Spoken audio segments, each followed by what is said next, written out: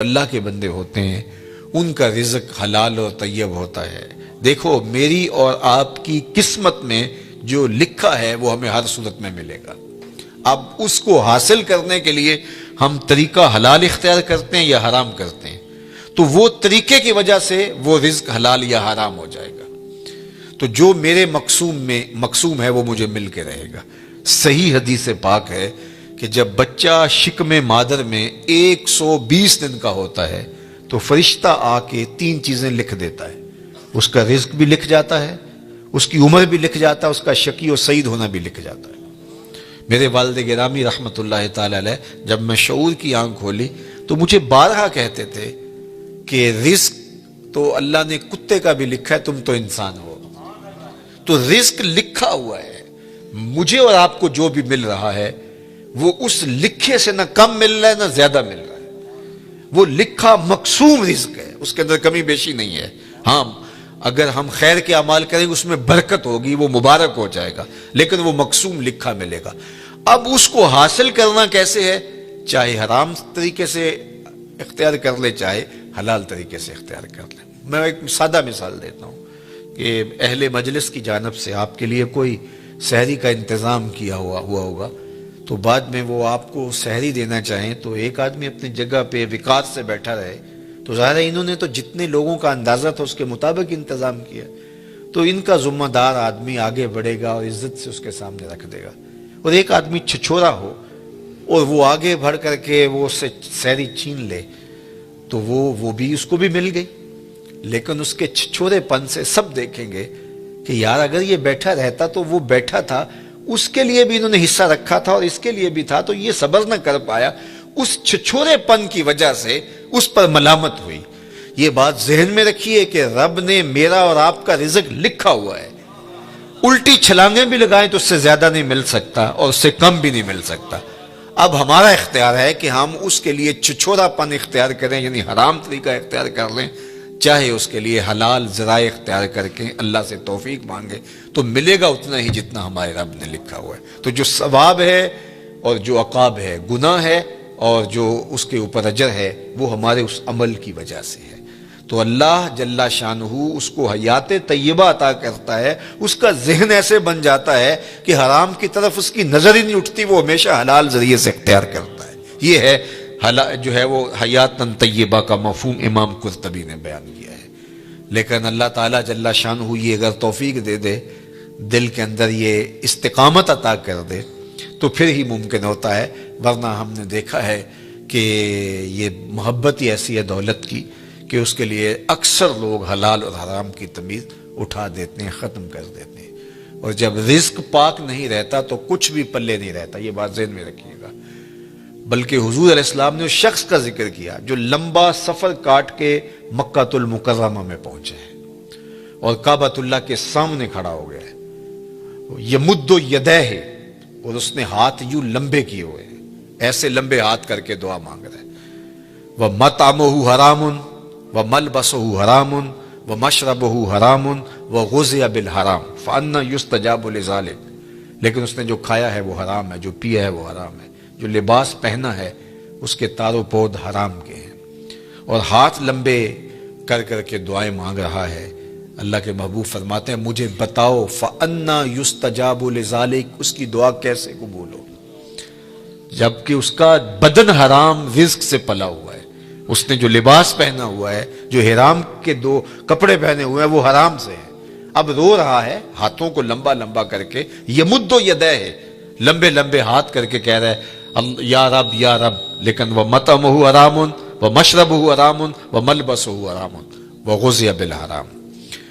تو پھر بلکہ علماء نے یہ لکھا کہ اگر رزق پاک نہیں رہتا تو اپنی دعائیں تو قبول نہیں ہوتی، نیک لوگوں کی دعاؤں سے حصہ بھی نکال دیا جاتا ہے۔ جب اللہ کے نیک بندے پوری امت کے لیے دعا مانگتے ہیں تو امت میں یہ بھی شامل ہے، لیکن رزق ناپاک ہونے کی وجہ سے ان کی دعا کا جو اس کے لیے حصہ تھا نکال دیا گیا، ان کی دعا اس کے حق میں قبول نہیں ہوتی۔ تو حلال جو ہے وہ حیاتاً طیبہ کا امام قرطبی نے دوسرا مفہوم بیان فرمایا کہ رزق حلال اللہ اس بندے کو نصیب فرماتا ہے۔ اللہ اکبر۔ تو اس کا ایک معنی، ایک مفہوم یہ بھی بیان فرمایا گیا کہ صبر کی توفیق، اور ایک مفہوم یہ بھی بیان فرمایا گیا استقامت علی الدین، دین کا پر استقامت، اور دین پر چلنے کی توفیقات کا نصیب ہونا۔ بعض لوگوں کو توفیق خیر کی نصیب نہیں ہوتی، اور وہ نیکی کا کام کرنا چاہیں بھی تو نہیں کر پاتے، اسباب ہی نہیں ان کو اس طرح کے، چونکہ یہ جو ہمیں اچھائی کی، نیکی کی توفیق ملتی ہے، یہ بھی اس کے کرم سے ملتی ہے۔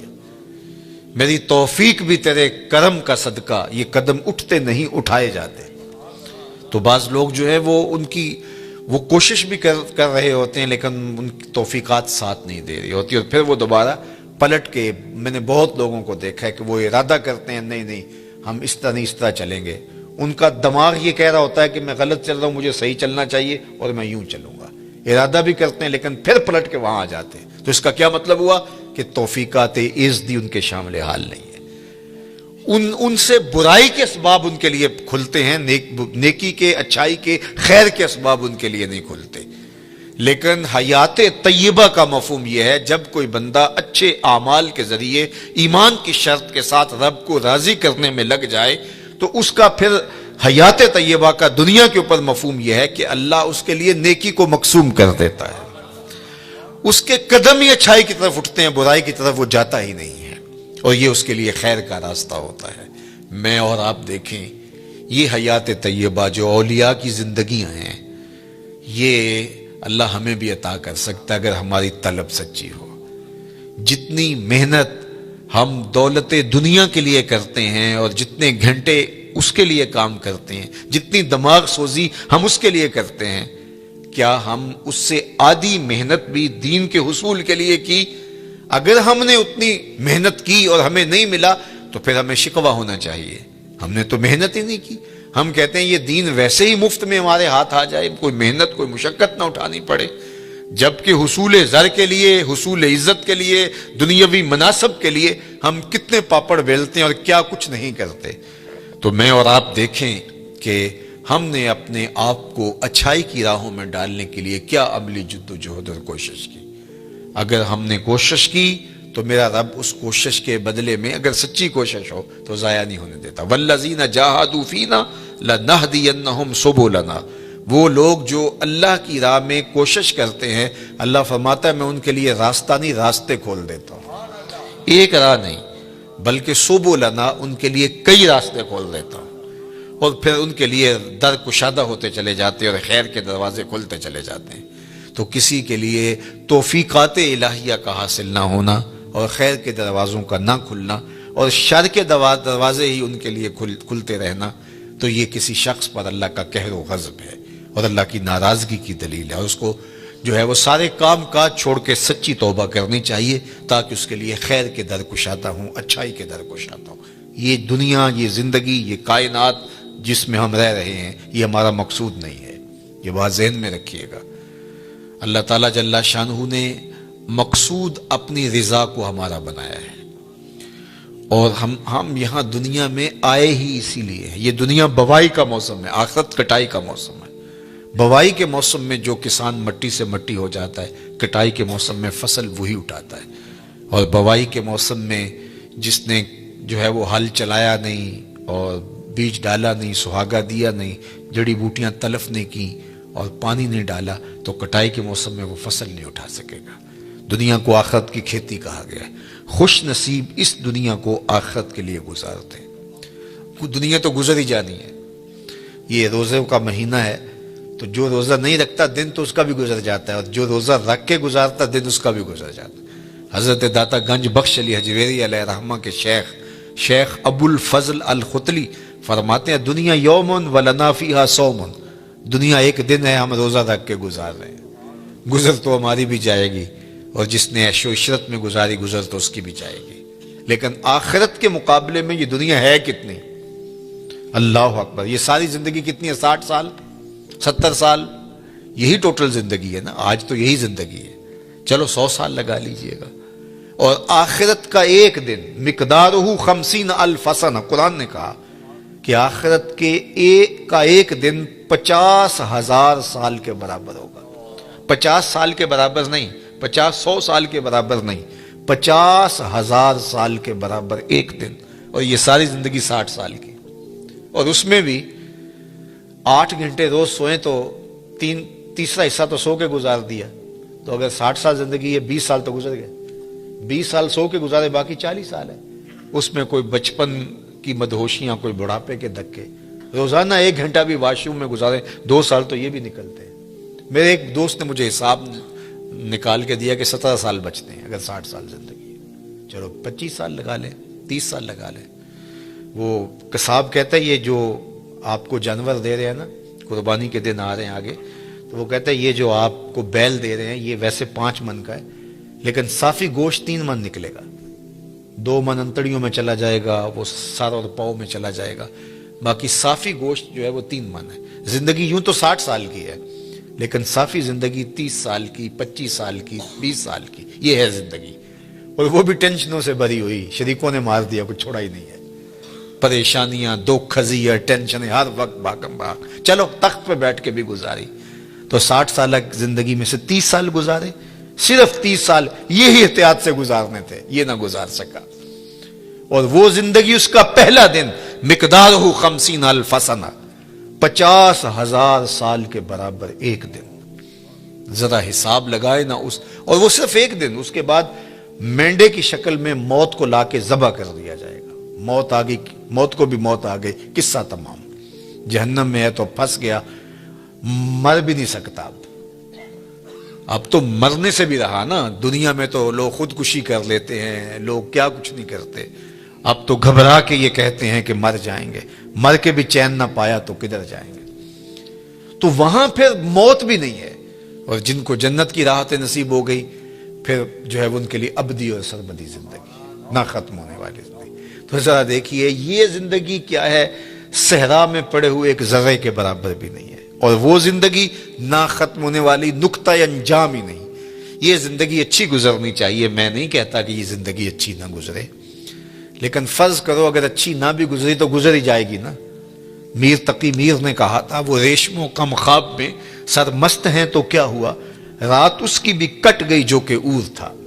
برہنہ بدن تھا، سردیوں کی رات تھی، زخم لگے تھے بدن پہ، بخار نے جو ہے وہ بےتاب کر رکھا تھا، اور کوئی باہر ریت کے اوپر پھینک گیا. تو کتنی لمبی رات ہوگی اس بیمار کے لیے جس کا کوئی تیماردار بھی نہیں ہے. ریت پہ کوئی پھینک گیا، بدن پر زخم ہے، چور ہے بخار سے، سردیوں کی لمبی رات ہے. سحر لانا کوئی آسان ہے؟ اللہ اکبر. جوئے شیر لانا، وہ جو غالب نے کہا تھا، وہ جوئے شیر لانے کے مترادف ہے. لیکن آخر کٹ ہی گئی نا. جتنی بھی لمبی رات ہے، نقطہ انجام تو ہوگا نا. لیکن وہ رات پڑ گئی تو اس کا نقطہ انجام نہیں ہے، وہ ختم ہی نہیں ہوگی، چونکہ موت کو بھی موت آ گئی. تو اس سے بڑا احمق کوئی نہیں جو اپنی آخرت کو برباد کرتا ہے. یہ دنیا سواریں، اچھی دنیا زندگی گزاریں، اللہ کی دی ہوئی نعمتوں سے بھرپور تلذذ حاصل کریں، لیکن آخرت کے سودے پر نہیں، آخرت کی قیمت پر نہیں.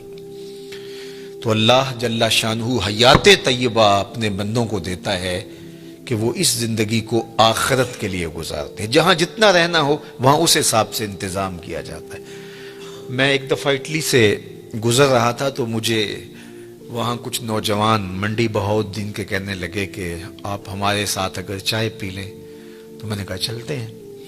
تو ان کے ہاں چائے پینے گیا تو وہ چھوٹا سا گھر تھا ان کا، اور جس میں کوئی تقریباً 20-25 نوجوان رہ رہے تھے. وہ جو ہے وہ انہوں نے چارپائیاں جوڑ کے یوں رکھی ہوئی تھیں اور اپنا کھانا بھی پکاتے تھے. تو میں حیرت زدہ ہوا اور میں نے کہا کہ آپ 20-25 سے چھوٹے سے گھر میں رہ رہے ہیں تو کوئی بڑا گھر لے لیں. تو وہ مجھے ہنس کے کہنے لگے حضرت ہم یہاں کمائی کرنے آئے ہیں، عیش نہیں کرنے آئے. تو آپ اگر آئے نا ہمارے علاقے منڈی بہاؤالدین میں تو ہمارے 6 کنال کے بنگلے بن رہے. تو میں نے کہا یہی تو میں سمجھانے آیا ہوں کہ جہاں جتنا رہنا ہو وہاں اتنا انتظام کیا جاتا ہے. تو دنیا میں جتنا رہنا ہے ہم اتنا انتظام کریں. اصل ہماری منزل آخرت ہے، ہم وہاں پلٹ کے جانا ہے، وہاں ہمارے لیے تیاری ہو رہی ہو. یہ جہاں بھی اچھا وہ جہاں بھی اچھا، لیکن اس دنیا کو اس آخرت کی قیمت پہ نہیں گزارنا۔ یہی ولایت ہے، یہی اللہ کے ولی کرتے ہیں، وہ اس دنیا کی زندگی کو آخرت کے لیے گزارتے ہیں، تو پھر یہ زندگی بھی خوشحال۔ جب یہاں ہم جاتے ہیں 4 دن کے لیے، 5 دن کے لیے، تو جو ہے وہ خوش جاتے ہیں، خوش آ جاتے ہیں، نہ وہاں ان کے ملک کو چھوڑ کے آنے میں دکھ ہوتا ہے، نہ کوئی پریشانی ہوتی ہے، اس لیے کہ ہم آئے ہیں 4 دن پھرنے کے لیے، سیر کرنے کے لیے، واپس چلے گئے۔ لیکن اگر ڈیرا جما لیں تو پھر چھوڑنا بھی کتنا مشکل ہے۔ تو اللہ والوں کو دنیا چھوڑنا بھی اوکھی نہیں ہوتی، اس لیے کہ انہوں نے دل ہی نہیں لگایا ہوتا۔ بلال حبشی رضی اللہ تعالیٰ عنہ کا جب آخری وقت آیا، سانس ٹوٹنے لگی، تو زوجہ سرانے بیٹھی تھی، تو اس نے کہا واہ حزن ہو، ہائے افسوس، میرا شوہر مجھ سے جدا ہو رہا ہے۔ تو بلال حبشی رضی اللہ تعالیٰ عنہ کی ابھی سانسیں باقی تھی، تو آپ نے پلٹ کے اپنی بیوی کو دیکھا، کہا یہ کیا کہہ رہی ہو، واہ حزن ہو، ہائے افسوس۔ کہا ہاں آپ جا رہے ہیں، تو کہا نہیں یوں نہ کہو، بلکہ کہو واہ تربا ہو غدن القا محمدم و اصحابہ ہو۔ کہا مبارک ہو، میں تو اپنے آقا سے ملنے جا رہا ہوں۔ پھر موت جو ہے وہ تحفۃ المومن بن جاتی ہے۔ حضرت ابراہیم علیہ السلام کے پاس جب جبریل امین اسرائیل علیہ السلام آئے نا روح قبض کرنے کے لیے، تو کہا کدھر آئے ہو؟ کہا قبض روح کے لیے آیا ہوں۔ کہا واہ کمال ہے، میرا رب مجھے اپنا خلیل بھی کہتا ہے۔ خلیل عربی میں کہتے ہیں گوڑے دوست کو، وہ کہ جگری یار جس طرح ہوتا، تو وہاں تو یہ لفظ نہیں بولے جائیں گے، خلیل کہتے ہیں گہرے یار کو، گوڑے یار کو۔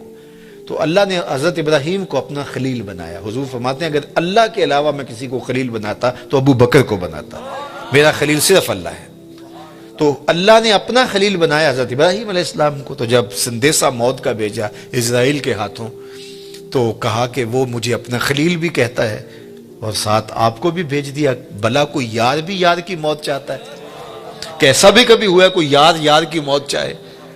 تو کہا میں تو حکم کا پابند ہوں، حکم لے کے آ گیا اللہ کا، تو میں پھر چلا جاتا ہوں، جا کے پوچھتا ہوں کہ تیرا بندہ یہ کہہ رہا ہے۔ تو بارگاہ عزدی میں حاضر ہوئے کہ مالک تیرے خلیل نے یہ کہا ہے، کوئی یار بھی یار کی موت چاہتا ہے؟ کہا پھر جا اور میرے خلیل کو میرا سلام دے، اور کہہ کہ کبھی ایسا بھی ہوا ہے یار بلائے کوئی ملنے بھی نہ آئے؟ تو کہا کہ پھر دیر نہ کر، روح قبض کر لے۔ پھر روح بے تاب ہو گئی، جلدی کر۔ تو پھر دنیا پہ رہنا بھی کمال ہے، دنیا سے جانا بھی کمال ہے۔ فَلَنُحْيِيَنَّهُ حَيَاتًا طَيِّبَةً، پھر ستھری زندگی، ورنہ اس زندگی کے ہاتھوں لوگ تنگ ہوتے ہیں۔ وہ ساغر صدیقی نے کہا تھا کہ زندگی کاٹی ہے جبر مسلسل کی طرح، جانے کس جرم کی پائی ہے سزا یاد نہیں۔ تو پھر کہیں گے زندگی تو جبر مسلسل ہے، زندگی ہے یا کوئی طوفان ہے، ہم تو اس جینے کے ہاتھوں مر چلے۔ پھر زندگی طوفان بن جائے گی، زندگی عذاب بن جائے گی، لیکن اس کے ہو جاؤ زندگی بھی اچھی، آخرت بھی اچھی، یہ جہاں بھی اچھا وہ جہاں بھی اچھا۔ ربنا آتنا فی الدنیا حسنۃ وفی الآخرۃ حسنۃ۔ تو اللہ کا ولی اس جہاں میں بھی خوش ہوتا ہے، اس جہاں میں بھی خوش ہوتا ہے، حیات طیبہ اس کو عطا کر دی جاتی ہے۔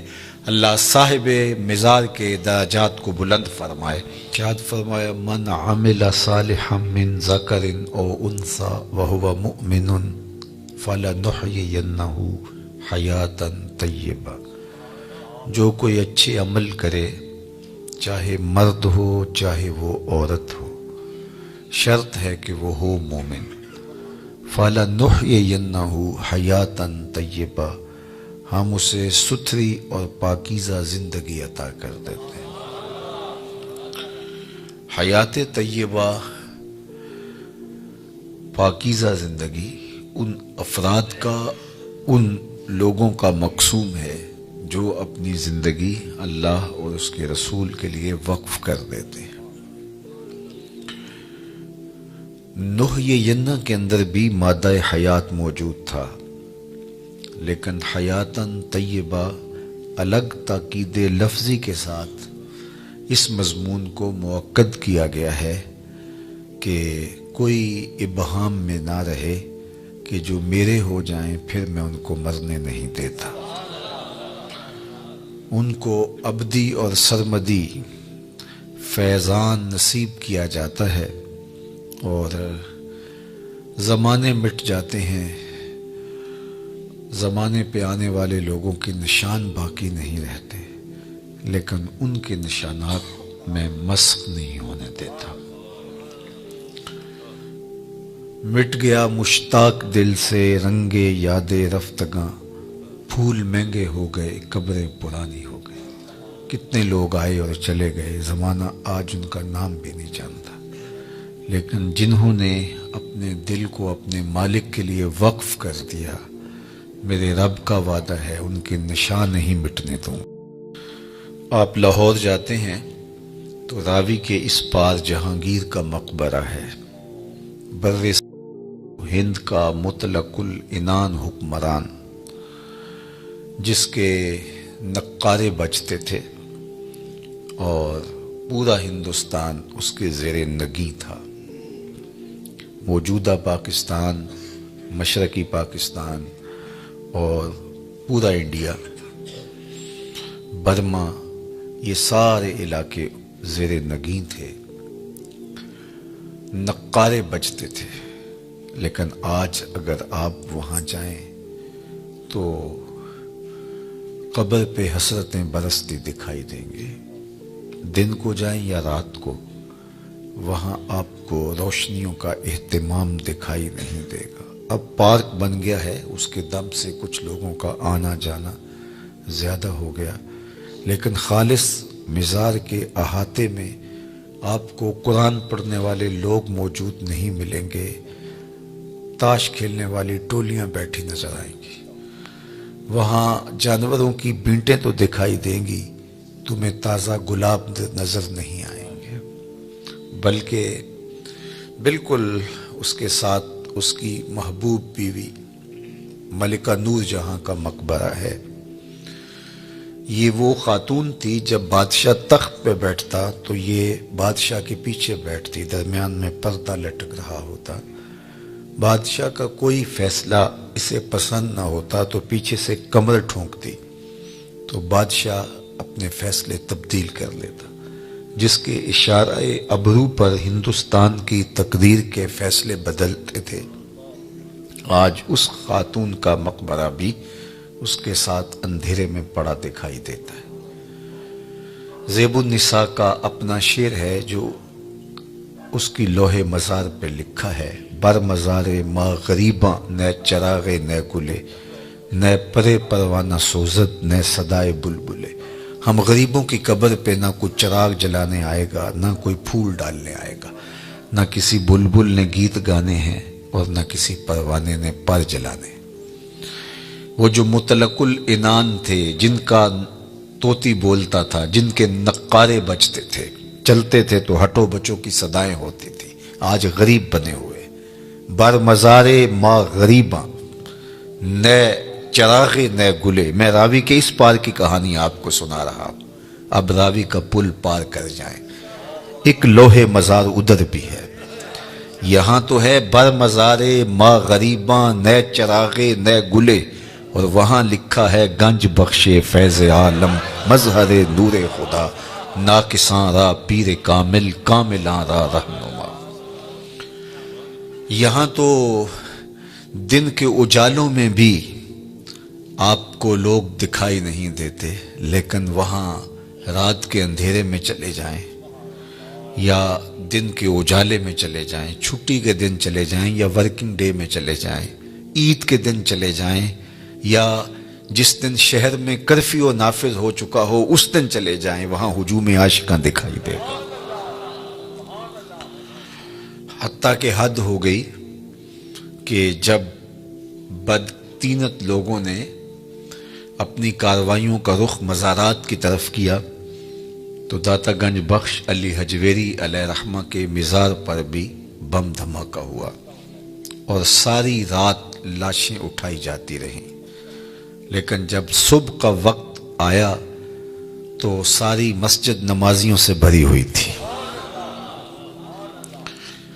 یہ میرے رب کا عہد ہے، میرے رب کا وعدہ ہے، فَلَنُحْيِيَنَّهُ حَيَاتًا طَيِّبَةً، ہم انہیں ستھری اور پاکیزہ زندگی دیتے ہیں۔ ایک تو ڈارون کا نظریہ ارتقاء ہے جو اس نے کہا، اور مغرب نے اس کو ہاتھوں ہاتھ لیا، کہ انسان بندروں کی مہذب شکل ہے۔ وہ کہتا ہے کہ یہ تہذیب پاتے گئے وقت کے ساتھ ساتھ اور آج موجودہ شکل میں ہے، یہ ہے اس کا نظریہ ارتقاء، کہ وقت کے ساتھ ساتھ جانور ترقی پاتے پاتے انسان کے روپ میں آ گئے، اور آج وہ بولتے بھی ہیں، معافی ضمیر کو بھی نوک زبان پہ لے آتے ہیں، ایجادات بھی کر رہے ہیں، لیکن ان کی جو ابتدا ہے صدیوں قبل، وہ کہتے ہیں کہ یہ بندروں کی مہذب شکل ہے اور باقی جانوروں کی مہذب شکل ہے، اور اس پر وہ دلائل دیتا ہے۔ اور ایک زمانے میں تو اس کے ارتقائی نظریے کو بڑی پذیرائی بخشی گئی، ہاتھوں ہاتھ لیا گیا، لیکن قرآن نے انسان کے عالی مرتبت آغاز کا ذکر کیا ہے کہ ابھی اس کا خمیر گویا جا رہا تھا، فرشتوں کی پیشانی کو سجدے کے لیے تیار کیا جا رہا تھا، اس کا آغاز ہی خوبصورت ہے۔ ہم نے اس کو اپنی نیابت کا تاج دیا ہے، وَلَقَدْ كَرَّمْنَا بَنِي آدَمَ لَقَدْ خَلَقْنَا الْإِنسَانَ فِي أَحْسَنِ تَقْوِيمٍ، اس کو احسن تقویم میں پیدا کیا ہے۔ خیر، ایک تو ڈارون کا نظریہ ہے ارتقاء کا، لیکن ایک اقبال نے بھی نظریہ ارتقاء پیش کیا، وہ ڈارون کے نظریے سے ہٹ کے ہے۔ والدہ مرحومہ جب انتقال کر گئی علامہ اقبال علیہ رحمہ کی، تو انہوں نے ایک طویل مرثیہ ان کی یاد میں لکھا جو آج بھی کلیات میں موجود ہے۔ اس کا عنوان ہے والدہ مرحومہ کی یاد میں۔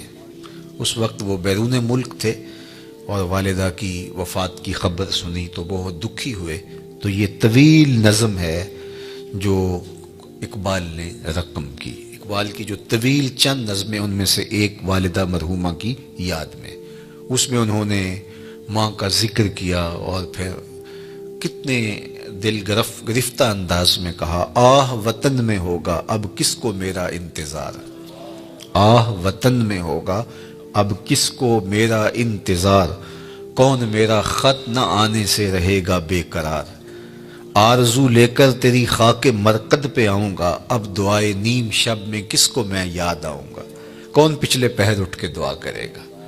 ہر ایک سے کہنا پڑتا نا میرے لیے دعا کریں، استاد سے بھی، مرشد سے بھی، دوست سے بھی، حاجی معتمر جا رہے ہیں تو ان سے بھی کہنا پڑتا ہے جناب جا رہے ہو وہاں دعاؤں میں یاد رکھنا، لیکن کبھی ماں کو بھی کہنا پڑا ہے کہ امی دعاؤں میں یاد رکھنا، اور ماں کے جب ہاتھ اٹھ جائیں تو اللہ خالی نہیں موڑتا، اور یہ لازمی نہیں ہے کہ ماں رابعہ بصریہ ہو تو پھر ہی دعا قبول ہوتی ہے، اپلے تھاپتی ہوئی ماں گوبر سے بھرے ہوئے ہاتھ بھی اٹھا دے اللہ انہیں بھی خالی نہیں موڑتا۔ ماں جب بولتی ہے تو اس کے لہجے میں جبریل بولتا ہے، ماں جب مسکراتی ہے تو لگتا ہے جنت کی ساری کلیاں کھل اٹھی ہیں، اللہ نے اس کے لہجے میں وہ درد، وہ درک، وہ محبت، وہ پیار رکھ دیا ہے۔ اللہ اکبر، عالی نصب ہوٹلوں میں کھانا کھانے میں وہ سرور کہاں جو چولہے پر بیٹھ کے ماں کے ہاتھوں سے پکی ہوئی چپاتیاں کھانے میں ملتا ہے۔ عالی جناب، حضرت صاحب، کیا کیا القاب دیے جاتے ہیں، لیکن ان لفظوں میں وہ لطف کہاں جو ماں کی زبان سے اوئے ببلو اور اوئے مٹھو میں رکھا ہوا ہے۔ اللہ اکبر، اونچی مسندوں پر بیٹھنے ہوئے وہ مزہ کیا جو ماں کے قدموں میں بیٹھنے میں نصیب ہوتا ہے۔ تو اقبال نے وہ طویل نظم لکھی اور اس نظم کے اندر ہی اقبال نے نظریہ ارتقاء کو بیان کیا۔ یہ مضمون لمبا ہو جائے گا اگر میں اس کو تفصیل سے عرض کروں، تو اس میں اقبال نے جو ایک تو ڈارون کا نظریہ ہے ارتقاء کا کہ یہ مہذب شکل ہے بندروں کی اور دیگر جانوروں کی، لیکن اقبال نے جو نظریہ ارتقاء پیش کیا ہے وہ یہ ہے کہ ہر شے کی فطرت میں نمو کا جذبہ ہے، بڑھنے کا، آگے بڑھنے کا جذبہ ہے، اور وہ جذبہ ہی اس کی زندگی میں تحرک پیدا کیے رکھتا ہے۔ آگے بڑھنے کا جذبہ نہ ہو تو زندگی میں جمود طاری ہو جائے۔ کاروبار والے بھی آگے بڑھنا چاہتے ہیں، دین والے بھی آگے بڑھنا چاہتے ہیں، تو یہ انسانی زندگی کے اندر ایک جذبہ ہے نشو و نما کا، اور یہ ہر شے کے اندر اقبال کہتے ہیں۔ اور اس کی مثال وہ دیتے ہیں کہ ایک بیج کو آپ زمین کو پھاڑ کر اس کے اندر ڈالتے ہیں تو بیج اس حالت میں مطمئن نہیں رہتا، جب اس کو نمی اور حرارت ملتی ہے تو وہ زمین کا کلیجہ چیر کر کے ایک کونپل کی شکل میں باہر آتا ہے، تو وہ پہلی صورت سے بہتر صورت ہے اس کی۔ یہ نشو و نما کا جذبہ تھا جس نے اس کو زمین سے باہر آنے کے لیے مجبور کیا۔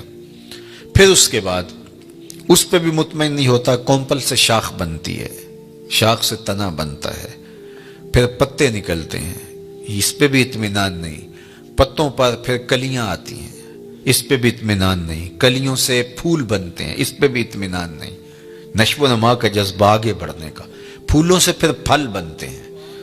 یہ اس درخت کا نقطۂ کمال ہے۔ اب جب اس نشو و نما کا جذبہ اس کی فطرت میں موجود ہے اور آگے وہ بڑھ نہیں سکتا، پھل سے آگے کدھر جائے، تو وہ پھل پک کے دوبارہ پھر بیج بنتا ہے اور پھر دوبارہ تہے مزار آتا ہے، دوبارہ پھر جو ہے وہ زمین میں آتا ہے، اور زمین میں آ کے پہلے ایک تھا، اب وہ باغ کی شکل میں نمودار ہوتا ہے۔ تو یہ فطرت ہے۔ ہر شے میں اقبال نے مثال جو ہے وہ درخت سے دی، فطرت ہستی شہید آرزو رہتی نہ ہو۔ اگر آپ کی توجہ ہو، فطرت ہستی شہید آرزو رہتی نہ ہو، خوب تر پیکر کی اس کو جستجو رہتی نہ ہو، موت کو سمجھا ہے غافل اختتام زندگی، یہ ہے شام زندگی صبح دوام زندگی، اور یہی ہے فَلَنُحْيِيَنَّهُ حَيَاتًا طیبہ۔ کہا جو میرے ہوتے ہیں پھر میں ان کو مٹنے نہیں دیتا، ان کو ایسی زندگی دیتا ہوں کہ جو قابل رشک ہوتی ہے۔ زمین پر چلنے والے بھی وہ اعزاز نہیں رکھتے جو قبروں کے اندر موجود رہنے والے اعزاز والے۔ اللہ اکبر۔ تو جو ان سے وابستہ ہو جائے، اللہ اس کے رسول سے وابستہ ہو جائے، ان کو پھر وہ مٹنے نہیں دیتا، ورنہ دنیا کے اوپر شہنشاہوں کے نام مٹ گئے۔ میں آپ سے پوچھوں، جس زمانے میں میرے حضور تشریف لائے تھے اس زمانے کے خاقان کا نام کیا تھا؟ تو شاید آپ معذرت کر لیں کہ ہمارا تاریخ کا مطالعہ تو ضرور ہے، لیکن اتنی گہرائی کہ ہم نام تک یاد رکھیں یہ نہیں ہم بتا سکتے۔ چلو میں پوچھتا ہوں، اس دور کے کیسر کا نام کیا تھا؟ اس دور کی سپر طاقت تھی رومن امپائر، اس دور کی سپر طاقت تھی اور اس کا حکمران۔ تو کہا کہ نہیں جناب، ہم اس دور کے کیسر کا نام نہیں جانتے، اس دور کے خاقان کا نام نہیں جانتے۔ چلو میں نے پوچھ لیا، اچھا اس دور کے کسرا کا نام کیا تھا؟ دوسری سپر طاقت کسرا ایران تھی، اس کے شہنشاہ کا نام کیا تھا؟ تو آپ نے اس پہ بھی معذرت خواہانہ رویہ اختیار کیا اور آپ کے چہرے بتا رہے ہیں کہ جناب ہم نہیں جانتے۔ جس دور میں میرے حضور آئے اس دور کی دو سپر طاقتوں کے حکمرانوں کے نام میں اور آپ نہیں جانتے۔ بہت کم لوگ ہیں۔ کیسر روم کا نام، کسرا ایران کا نام، خاقان کا نام اور اس دور کے بڑے بڑے لوگوں کا نام آپ نے کہا جناب ہم نہیں جانتے۔ اچھا میں نے پوچھا اس مجلس میں ڈھونڈ کے جو سب سے کم عمر کا بچہ تھا کہ میرے حضور کے مؤذن کا نام کیا تھا؟ تو اس نے سر اٹھا کے کہا بلال حبشی۔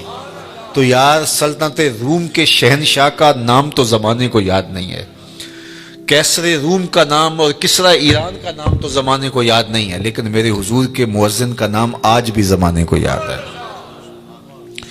اللہ اکبر۔ میں ساری دنیا تو نہیں گھوما لیکن آدھی کے قریب تو دنیا میں نے دیکھی ہے۔ جس ملک میں بھی گیا ہوں بلال حبشی کے نام کی مسجد ضرور دیکھی ہے۔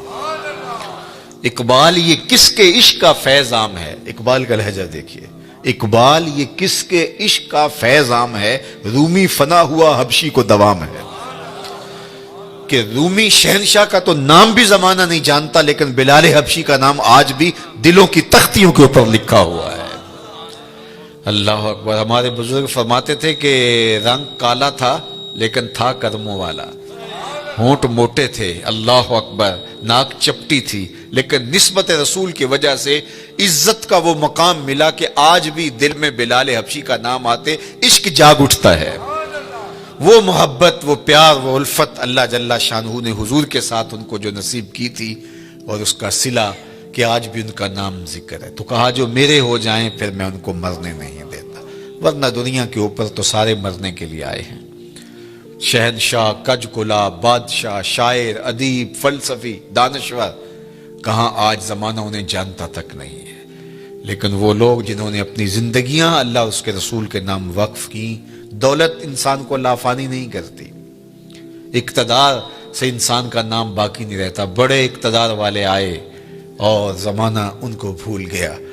ایک خاتون جو ہے وہ ڈھونڈ رہی تھی یونان کے اندر قبر، کسی نے کہا بڑھیا کیا ڈھونڈ رہی ہو؟ کہا یہاں میرا بیٹا سکندر دفن ہے. کہا کس سکندر کی بات کر رہے؟ یہاں تو بڑے بڑے سکندر چلے گئے، شہنشاہ چلے گئے، کج کلا چلے گئے، مٹ گیا مشتاق دل سے رنگے یاد رفتگاں، پھول مہنگے ہو گئے، قبریں پرانی ہو گئی. اور میاں صاحب کہتے ہیں جنہ باجوں اسی پل نہیں سا جیندے، شکلاں یاد نہ رہیاں، سہ سہ جوڑ سنگت دے ڈٹھے اوڑک وتھاں پئیاں، جنہ باجوں ایک پل نہیں سا جیندے، شکلاں یاد نہ رہیاں. ہم تو اپنے سکے عزیزوں کو بھول جاتے ہیں، لیکن یہ کون لوگ ہیں کہ جو فراموش نہیں ہوتے؟ اس لیے فراموش نہیں ہوتے کہ انہوں نے اس ذات کے ساتھ اپنے تعلق کو مضبوط کر لیا ہے کہ اس کے ساتھ جڑا ہوا تعلق کبھی فنا نہیں ہوتا. اچھا، میں ایک قبرستان میں گیا تو وہاں مختلف شہنشاہوں کی اور بادشاہوں کی قبریں تھی، اور لکھا تھا سابقہ حکمراں فلاں، سابقہ حکمراں فلاں. اور آپ بھی دیکھتے ہیں کہ سابقہ چیف جسٹس، سابقہ وزیر اعظم، سابقہ وزیر خارجہ. تو میں کہتا ہوں یہ سارے سابقہ ہو جاتے ہیں. اللہ کا ولی قبر میں جا کے بھی سابقہ ولی نہیں ہوتا. کسی قبر پہ آپ نے یہ نہیں دیکھا ہوگا کہ سابقہ ولی لکھا ہو. سابقہ وزیر اعظم ہوتا ہے، سابقہ جرنیل، سابقہ چیف آف آرمی اسٹاف، سب سابقہ ہے، ان کے ساتھ سابقہ لگ جاتا ہے. لیکن جو اللہ کا ہو جائے پھر اللہ اسے سابقہ نہیں ہونے دیتا. وہ قبر سے باہر بھی ولی ہوتا ہے، قبر کے اندر اتر کے بھی ولی ہوتا ہے. فَلَنُحْيِيَنَّهُ حَيَاتًا طَيِّبَةً، فطرت ہستی شہید آرزو رہتی نہ ہو، خوب تر پیکر کی اس کو جستجو رہتی نہ ہو. موت کو سمجھا ہے غافل اختتام زندگی، یہ ہے شام زندگی صبح دوام زندگی. یہ ایسی زندگی نصیب ہو جاتی ہے کہ جو انہی کا مقصود ہوتا ہے. تو آئیے میں اور آپ اپنی زندگی کو اللہ اور اس کے رسول کے نام کر دیں، ورنہ وہ کیا کہتے ہیں کہ آج مرے کل دوسرا دن، تو زندگی تو ختم ہو جائے گی. ٹوٹ کے بکھر جانے والا خواب ہے. جو کہتے تھے کہ ہم دھرتی کی زینت ہیں، ناگزیر ہیں، کائنات کا چرخ ہمارے حکم سے گھومتا ہے، لیکن زمانے نے پھر ان کو فراموش کر دیا. ان کے ناموں کے ابجد بھی زمانے کو معلوم نہیں ہے. لیکن جنہوں نے خاک بنا لیا در رسول کی اپنے آپ کو، صدیاں گزرنے کے باوجود بھی وہ سرخرو اور کامیاب ٹھہرے. اللہ اکبر. وہ سر بلند ہوئے جو تیرے نام پہ مٹے، اور وہی سرخرو ہوئے، وہی کامیاب ٹھہرے جو ان کے نام پر مٹ گئے. ورنہ دنیا کے اوپر آنے والے سب لوگ ختم ہو گئے، اور سب لوگ جو ہے وہ مٹ گئے، ان کا وجود اور تشخص بھی باقی نہ رہا. تو میں اور آپ اہل اللہ کی قبروں پر جانے سے ہمیں یہ ترغیب ملتی ہے کہ ہم اپنی زندگیوں کو اللہ اور اس کے رسول کے نام کر دیں. شکستہ قبریں بھی، ٹوٹی ہوئی قبریں بھی ہمیں عبرت دیتی ہیں. آقا کریم نے ایک زمانے میں منع کیا تھا قبروں پر جانے سے، اور پھر ایک وقت گزرنے کے بعد دوبارہ حکم دے دیا، كُنْتُ نُهَيْتُكُمْ عَنْ زِيَارَةِ الْقُبُورِ فَزُورُوهَا. میں تمہیں قبروں پر جانے سے روکا کرتا تھا، لیکن اب میں تمہیں حکم دیتا ہوں کہ قبروں پر جایا کرو. اور اس کی وجہ بیان فرمائی، اس لیے لِأَنَّهَا تُذَكِّرُ الْآخِرَةَ، قبریں تمہیں آخرت کی یاد دلاتی. تو جو شکستہ ٹوٹی ہوئی قبریں ہوں گی وہ بھی یاد دلائیں گی یہ کتنے ناگزیر ہوتے تھے. آج ان کے کفن بھی تار تار ہو گئے. اللہ اکبر. حضرت غوث اعظم الشیخ عبد القادر الجیلانی علیہ رحمہ و رضوان فرماتے ہیں، جاؤ قبرستانوں میں جا کر کے دیکھو کیسے کیسے حسینوں کی مٹی خراب ہو رہی ہے. جو بدن پہ چٹکی مٹی بھی نہیں پڑنے دیتے تھے، آج کفن بھی تار تار ہو گئے. اور مرصع قبریں، جہاں جن قبروں کے اوپر جو ہے وہ ہجوم عاشقاں ہے اور لوگ پھول لیے کھڑے ہیں، عقیدتوں کے چراغ لیے کھڑے ہیں، وہ قبریں بھی ہمیں بتاتی ہیں کہ میاں اگر ان کے ہو جاؤ گے تو پھر تمہارا رب تمہیں مرنے نہیں دے گا. فَلَنُحْيِيَنَّهُ حَيَاتًا طَيِّبَةً. نُحْيِيَنَّ کے اندر جو ہے وہ تاکید ہے. نُحْيِيَنَّ اس کو نون ثقیلہ تاکید کا کہتے ہیں، لیکن آگے موقد بھی کیا گیا حیاتاً طیبہ سے. اللہ اکبر. اچھا، امام قرطبی علیہ رحمہ نے اس کے تحت بڑی نفیس گفتگو کی ہے. وقت کی نزاکت ہے کہ میں تفصیل سے عرض نہیں کر پاتا، لیکن انہوں نے کہا کہ جب وہ دنیا میں رہتے ہیں تو ان کی زندگی حیات طیبہ ہوتی ہیں، دنیا کے اندر بھی حیات طیبہ جی رہے ہوتے ہیں، لوگ ٹینشنوں سے مر رہے ہوتے ہیں اور وہ عیش کی زندگی گزار رہے ہوتے ہیں. اللہ اکبر. اس لیے کہ دنیا کے کم یا زیادہ ہونے کی فکر ان کو پریشان نہیں کرتی. وہ جس حالت میں بھی ہیں اللہ کے شاکر ہیں، اللہ کے شکر گزار ہیں. تو فرمایا کہ حیاتاً طیبہ کا جو مفہوم بیان کیا تو کہا کہ اس کا ایک مفہوم یہ ہے کہ اللہ انہیں استغنا کا نور عطا کر دیتا ہے. استغنا کیا ہے؟ کہ جو اللہ کی طرف سے نصیب ہوا اس پہ واہ واہ راضی ہو گئے، جس حالت میں بھی رکھے اس پہ راضی. مل گیا تو پھر بھی ٹھیک، نہیں ملا تو پھر بھی ٹھیک، کہ یہ دونوں حالتیں اس کی طرف سے ہیں تو بس مجھے مل گیا تو تا بھی ٹھیک، نہیں ملا تو. اور اس کے برعکس لالچ، تو لالچ جو ہے وہ زندگی میں کبھی بھی بندے کو چین اور سکون نہیں لینے دیتا. حل من مزید، آگے بڑھنے کی اور زیادہ دولت کی خواہش اس کو بے سکون رکھتی ہے. کوزائے چشم حریصاں پر نشد، تا صدف کانے نشد پر در نشد. رومی علیہ رحمہ فرماتے ہیں حریص کی آنکھ کا پیالہ نہیں بھرتا. اور اس کی وجہ کیا؟ فرماتے ہیں کہ جو آنکھ ہے اس کو صبر کا پانی بھرتا ہے. پیٹ بھر جاتا ہے، آنکھ نہیں بھرتی. تو اس کو صرف صبر کا پانی بھرتا ہے، یہ قبر کی مٹی بھر سکتی ہے. ورنہ جو ہے وہ آرزویں انسان کو دیوانہ رکھتی ہیں، اور دولت ہونے کے باوجود بھی قرار قلب نصیب نہیں ہوتا. اور دوسری جانب جس کو استغنا کی دولت نصیب ہو گئی تو پھر وہ جس حالت میں بھی ہے اس کو قرار قلب نصیب ہے. تو طمانیت قلب یہ دولت ہے. تو یہ اللہ اس بندے کو دیتا ہے جو ایمان کی شرط پر صالح اعمال بجا لاتا ہے. پھر اس کے پاس تھوڑا ہے تو پھر بھی خیر ہے، زیادہ ہے تو پھر بھی خیر ہے. اگر زیادہ ہے تو اللہ کی مخلوق کے لیے نفع کا ذریعہ ہے، اگر تھوڑا ہے تو پھر بھی وہ اس پر صبر اور شکر کرتا ہے. اللہ اکبر. تو ایک معنی اس کا استغنا بیان فرمایا. دوسرا معنی الرزق الحلال، امام قرطبی نے بیان